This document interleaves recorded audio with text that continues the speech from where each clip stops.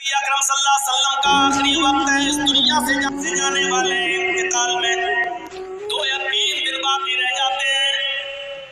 آپ فرماتے ہیں لوگوں اگر میرا کسی کے اوپر کوئی قرض ہو تو وہ آج لے لے، قیامت کے دن میں نہیں دے سکتا۔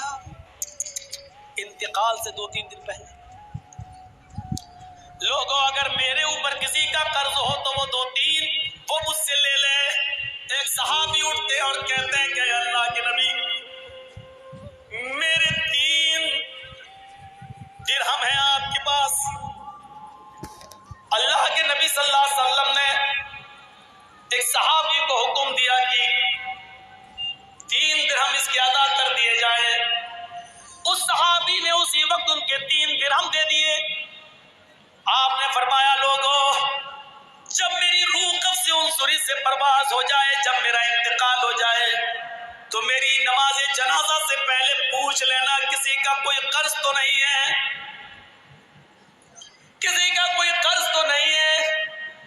اگر کوئی ملتا ہے تو اس کا قرض ادا کر دیا جائے، اس کے بعد میرا جنازہ پڑھایا جائے اور پھر مجھے قبرستان میں دفن کر دیا جائے۔ مجھے غور کیجئے میرے بھائیو، یہ وہ ہستی کہہ رہی ہے جس کے لیے ہم مقام محمود، اور اس کا حال یہ ہوا کہ اللہ کے نبی صلی اللہ علیہ وسلم کا جب انتقال ہوا تو پوچھا گیا کوئی قرض تو نہیں تھا؟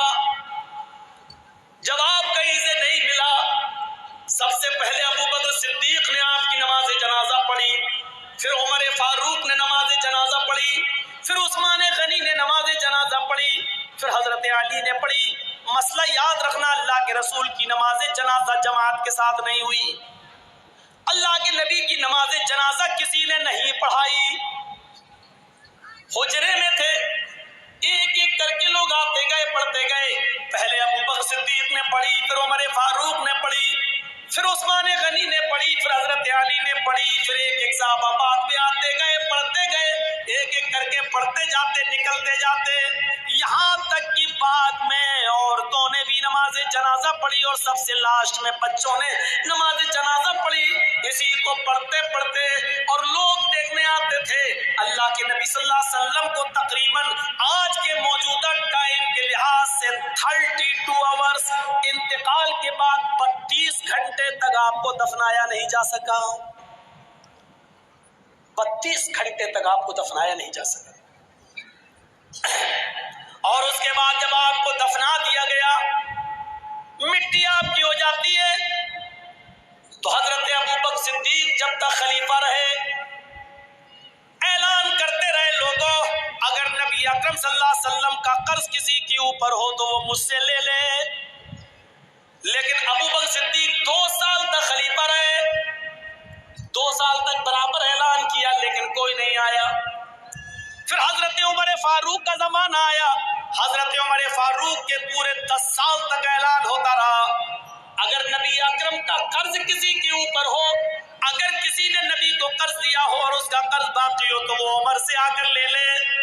حضرت عمر فاروق کے 10 سال کی خلافت میں بھی کوئی قرضہ لینے نہیں آیا۔ حضرت عثمان غنی کا جب زمانہ آیا تو 12 سال تک اعلان کیا جاتا رہا اگر نبی اکرم نے کسی سے قرض لیا ہے تو وہ آ کر مجھ سے قرض لے لے، میں نبی کا قرض دینے کے لیے تیار ہوں۔ لیکن 12 سال تک عثمان غنی کے زمانے میں بھی کوئی قرض لینے نہیں آیا۔ ذرا اندازہ لگائیے کہ قرضے کا معاملہ کتنا بھیانک ہوتا ہے۔ اللہ کے نبی صلی اللہ علیہ وسلم اپنے انتقال سے پہلے خود اعلان کر رہے ہیں اگر کسی کا قرض میرے اوپر ہے تو لے لے۔ ایک اٹھتے اور کہتے ہیں کہ میرے 3 درہم میں آپ نے دلوا دیے، پھر کوئی نہیں ملا۔ ابو بکر صدیق نے 2 سال تک اعلان کیا لیکن کوئی نہیں ملا۔ عمر فاروق نے 10 سال تک اعلان کیا لیکن کوئی نہیں ملا۔ عثمان غنی بھی کہتے رہے کہ نبی کا قرض کسی کے اوپر ہو تو مجھ سے لے لے، لیکن 12 سال تک کسی نے کوئی قرض نہیں مانگا۔ غور کرو کہ قرض کا معاملہ کتنا بھیانک ہوتا ہے، کیونکہ قرض دار آدمی کی روح لٹکتی رہتی ہے زمین و آسمان کے بیچ میں۔ میرے پیارے ساتھیوں، جب تک اس کا قرضہ ادا نہ کر دیا جائے میرے بھائیوں یہ معاملہ بڑا عجیب و غریب رہتا ہے۔ آئیے اس معاملے کو سمجھنے کی کوشش کیجئے۔ حقوق اللہ معاف کر سکتا اپنا حق، لیکن بندے کا حق معاف نہیں کرے گا۔ اگر کسی نے کسی سے قرض لیا ہے تو پہلی فرصت میں قرض ادا کر دے۔ पहली फुर्सत में कर्ज अदा कर दे, क्योंकि नमाजें बेकार हो जाती हैं, रोजे बेकार हो जाते हैं, हज बेकार हो जाता है। हज इसीलिए फरमाया कि कर्जा लेकर हज जैसी इबादत भी आप करने नहीं जा सकते।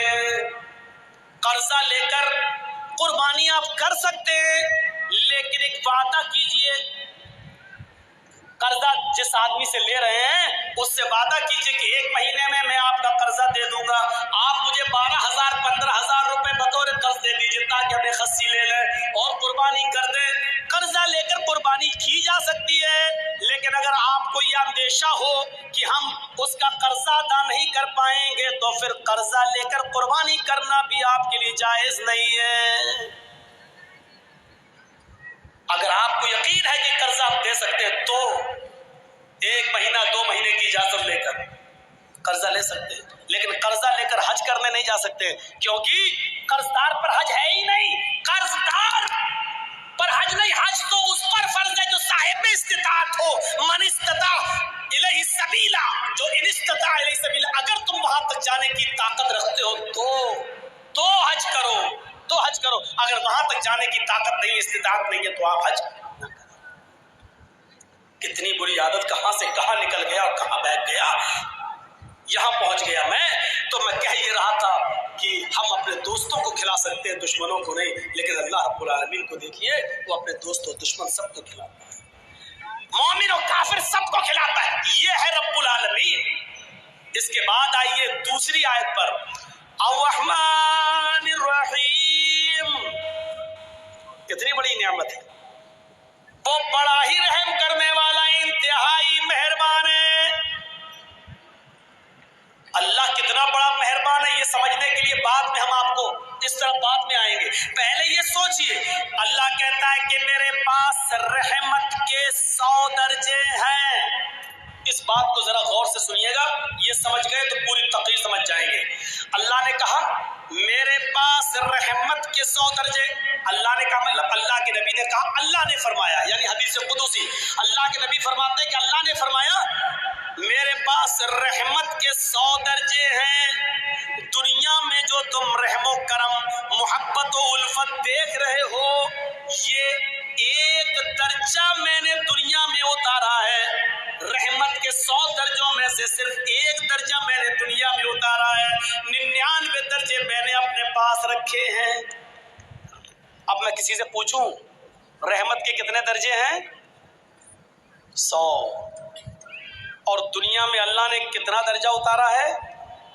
एक, सिर्फ एक।